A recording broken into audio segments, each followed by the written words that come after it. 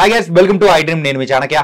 ఫిక్స్డ్గా salary వచ్చే వాళ్ళ పరిస్థితి ఎలా ఉంటుందంటే, సో మంత్ ఎండ్ అయ్యేటప్పటికి సో ఇంత అమౌంట్ అనేది వస్తూ ఉంటుంది. కానీ సో మెయిన్గా ఒక ఫిలిం ఇండస్ట్రీస్ కానీ, లేకపోతే కొంతమంది బిజినెస్ చేసే పర్సన్స్ కానీ, వాళ్ళకంటూ ఫిక్స్డ్ అమౌంట్ అనేది కూడా ఉండదు. సో కొన్నిసార్లు ఆ మనీ అనేది కూడా ఫ్లక్చుయేట్ అవుతూ ఉంటుంది. సో అలాంటి వాళ్ళు ఇన్వెస్ట్మెంట్స్ చేయాలంటే ఎలా చేయాలి, వాళ్ళ ఇన్వెస్ట్మెంట్ ప్లానింగ్ ఎలా ఉండాలనే దాని గురించి ఇప్పుడు మాట్లాడతాం. మనతో పాటు కూడా పర్సనల్ ఫైనాన్షియల్ అడ్వైజర్ విజయ్ గారు ఉన్నారు. ఆయన అడిగి తెలుసుకుందాం. Hi sir. హలో అండి. సార్, మెయిన్గా ఫిలిం ఇండస్ట్రీ వాళ్ళు సో కొన్నిసార్లు ఛాన్సెస్ బాగున్నప్పుడైతే అమౌంట్ అనేది కూడా ఒక్కసారిగా లంసం వస్తూ ఉంటుంది. సో మంత్ ఎండ్ అని, సో మంత్ స్టార్టింగ్ అని వీళ్ళకి ఏమీ ఉండదు అన్నమాట. సో ఇలాంటి వాళ్ళు సో ఇన్వెస్ట్మెంట్స్ ఏదైనా చెయ్యాలి అని అంటే ఒక పర్సనల్గా ఒక మంచి ఫైనాన్షియల్ ప్లాన్ ఏదైనా చెప్పండి సార్. డెఫినెట్గా అండి.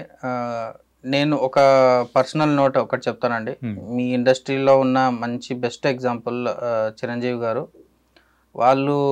వాళ్ళు ఎంత పర్సనల్ ఫినాన్స్ కానీ ఫినాన్స్ రిలేటెడ్గా ఎంత స్ట్రాంగ్ ఉన్నారు అంటే అంత స్ట్రాంగ్ ఉండడం వల్లనే ఈరోజు వాళ్ళంతా హైట్లో ఉన్నారండి.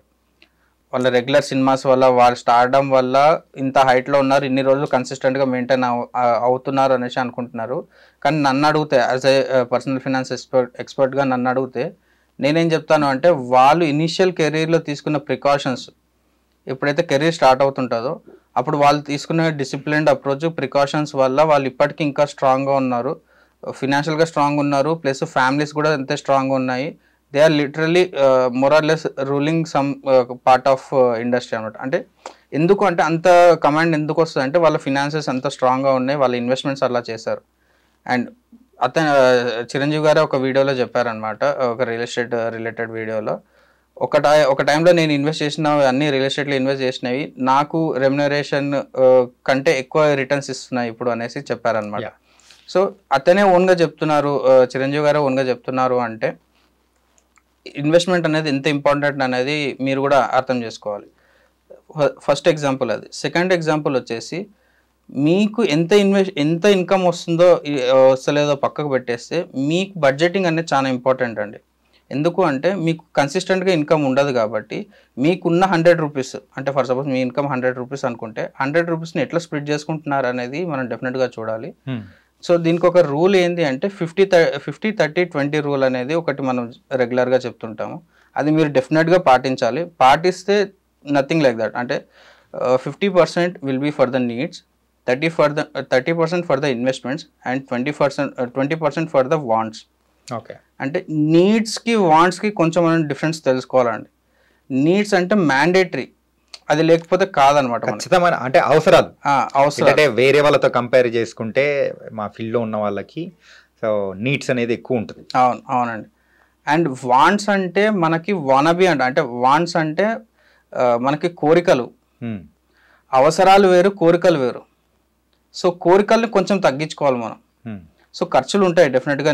నాకున్న నాలెడ్జ్ ప్రకారము రూపాయి వచ్చే దగ్గర 10 రూపాయలు ఖర్చు పెట్టాల్సి ఉంటుంది ఇండస్ట్రీ వాళ్ళకి.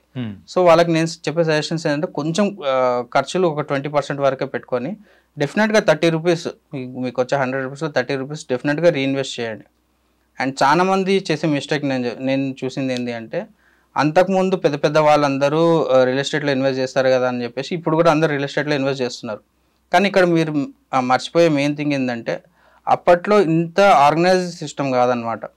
So they are getting money, cash వస్తుండే, they are paying in real estate, అక్కడ అయిపోతుండే. కానీ ఇప్పుడు మీకు వచ్చే ఇన్కమ్ ఏదైతే ఉందో అది ట్యాక్స్డ్ ఇన్కమ్ మీకు వచ్చేది. విత్ టీడీఎస్లు కూడా తీసుకుంటున్నారు, చెక్స్ తీసుకుంటున్నారు అందరు.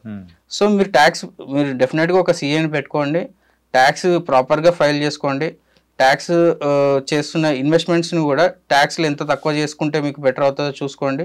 ఒక ప్రాపర్ సిస్టమేటిక్ వేలో మీరు వెళ్ళారనుకోండి, it will be more beneficial for you. కానీ మీరు ట్యాక్స్లు కట్టుకుంటా మళ్ళీ మీరు రియల్ ఎస్టేట్లో ఇన్వెస్ట్ చేస్తారనుకోండి, that will be a wrong approach అనమాట. ఎందుకంటే ఇంతకుముందు 20 years బ్యాక్ సిస్టమ్ వేరేగా ఉండే, ఇప్పుడు సిస్టమ్ వేరేగా ఉంది. మీరు ట్యాక్స్ తీసుకునే ఇన్కమ్ తీసుకొచ్చి రియల్ ఎస్టేట్లో అన్టాక్స్డ్ మనీగా చేసుకున్నారనుకోండి, you will get less returns అనమాట. సో మీరు ఆల్రెడీ ట్యాక్స్ ఇన్కమ్ తీసుకుంటున్నారు కాబట్టి మీరు మ్యూచువల్ ఫండ్స్ని మీ పోర్ట్ఫోలియో పెట్టుకోగలిగితే, చిన్న అమౌంట్స్తో మీరు స్టార్ట్ చేసుకోగలిగారు అనుకోండి, లాంగ్ రన్లో definitely it will help you out అనమాట. ఓకే.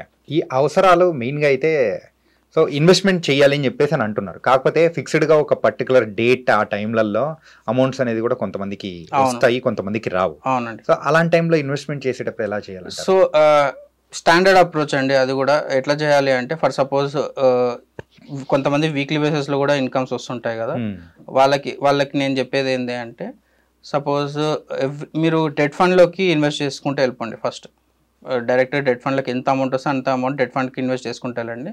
డెట్ ఫండ్ నుంచి మీరు ఎస్ఐపీస్ పెట్టుకోండి. సో ఇప్పుడు సపోజ్ మీకు సింపుల్ ఎగ్జాంపుల్ చెప్పాలి అంటే, 2 బకెట్స్ ఉన్నాయి, equity fund, debt fund. Equity ఫండ్కి రెగ్యులర్గా నేను పంపించలేను, ఈక్విటీ బకెట్లో రెగ్యులర్గా నేను అమౌంట్ పంపించలేను అనుకున్న వాళ్ళు ఫస్ట్ డెట్ ఫండ్ ఫిల్ చేసుకోండి. డెట్ ఫండ్ నుంచి అక్కడ నుంచి ఇక్కడ ఒక పైప్ పెట్టుకున్నాం, పైప్ ఎస్టీపీ మనకి. ఓకే, అంటే ఫస్ట్ డెట్ ఫండ్ అనేది కూడా మనం క్రియేట్ చేసుకున్న తర్వాత దాని నుంచి ఎస్టీపీ మోడల్ ఎస్డబ్ల్యూపీ మోడల్ పెట్టుకొని, లేదు STP correct, STP correct. Debt fund suppose ఒక 2 lakhs 3 lakhs అయింది అనుకోండి, ఎస్ఐపి 15,000 20,000 మీరు ఎస్ఐపి పెట్టేసుకోండి. సో దట్ మీకు లాంగ్ టర్మ్ లో కాంపౌండింగ్ ఎఫెక్ట్ ఉంటుంది. సో మీ ఇర్రెగ్యులర్ ఇప్పుడు సపోజ్ ఈ మంత్ మీకు 1 lakh వచ్చింది, నెక్స్ట్ మంత్ అసలు ఏం రాలేదు, కానీ ఆల్రెడీ డెట్ ఫండ్ లో 1 lakh ఉంటుంది కదా, 1 lakh నుంచి 15,000 ఎస్ఐపి వెళ్ళిపోతుంటుంది. సో మీ ఎస్ఐపి ఎక్కడ డిస్కంటిన్యూ కాదనమాట. సో ఇర్రెగ్యులర్ ఉన్న వాళ్ళకి this will be the best approach అనమాట. ఓకే, మెయిన్గా ప్రాబ్లం వచ్చేది ఏంటంటే ఫిక్స్డ్గా ఒక టైంలలో ఇన్వెస్ట్మెంట్ చేసుకునేది అనేది ఉండదు అనమాట. Like EMIs. ఈఎంఐస్ అంటే అది ఫిక్స్డ్ టైంలో పర్టికులర్ టైంలో మనం కట్టాలి అని అనుకుంటాం. ఇక్కడ మాత్రం కట్టలేని సిచ్యువేషన్స్ అనేది కూడా ఉంటాయి. అవునండి. సో దానికి మీరు చెప్పిన మోడల్ అయితే చాలా సూపర్ గా ఉంది. డెఫినెట్ గా అండి. డెట్ ఫండ్ లో మీరు విత్ ఇన్ ఫ్యూ మినిట్స్ మీరు ఒక లింక్ క్రియేట్ చేసేసుకొని దాంట్లో ఇన్వెస్ట్ చేసి, అంటే లో వాలటిలిటీ అంటే ఈక్విటీ మార్కెట్స్ కి సంబంధం లేకుండా డెట్ ఫండ్ లో మీరు ఇన్వెస్ట్ చేసుకోవచ్చు. వన్స్ ఇన్వెస్ట్ చేసుకున్నారు అక్కడ నుంచి ఎస్టీపీ అనేది మీ డ్యూరేషన్, అంటే మీరు ఎంత క్యాపిటల్ పెట్టుకుంటున్నారో దానికి ఒక 10% లేకపోతే 5% అట్లా ఎస్ఐపి పెట్టేసుకున్నారు అనుకోండి, డెఫినెట్గా మీరు ఈ ఆపర్చునిటీ మాత్రం మిస్ అయ్యే ఛాన్సెస్ ఉండవు. కాకపోతే రియల్ ఎస్టేట్లో వాటిలో క్యాపిటల్ పెద్ద క్యాపిటల్స్ కావాల్సి ఉంటుంది. ఇక్కడ చిన్న క్యాపిటల్స్ తో మీరు స్టార్ట్ చేసుకోవచ్చు అనమాట. ఓకే, ఏదైనా కానీ ఒక చిన్న వాటి నుంచి మొదలు పెట్టామంటే పెద్దదాన్ని ఈజీగా రీచ్ అవ్వచ్చు. డెఫినెట్గా అండి. కొన్ని ఇంటర్వ్యూస్లో నేను చూసాను, పెద్ద వాళ్ళు ఎండమూరి కానీ సార్ కానీ వాళ్ళందరూ కూడా వీటిని మంచిగా ఎంకరేజ్ చేస్తున్నారు. సో ఇట్లా ఇండస్ట్రీలో కూడా ఇది అవేర్నెస్ పెరగడం will be the good thing అనమాట. అంటే ఇప్పుడు ఇంతకుముందు కంటే ఇప్పుడు అవేర్నెస్ చాలా ఎక్కువ ఉంది, చాలామంది స్టార్ట్ చేస్తున్నారు. మీరు యూట్యూబ్లో కూడా చూస్తే చాలామంది ఓపెన్గా చెప్తున్నారు, మేము మ్యూచువల్ ఫండ్స్లో ఇన్వెస్ట్ చేస్తున్నామని చెప్తున్నారు. Better you start early. ఇలాంటి వాటి గురించి కూడా చాలా చక్కగా వివరించారు. So thank you so much. Thank you అండి.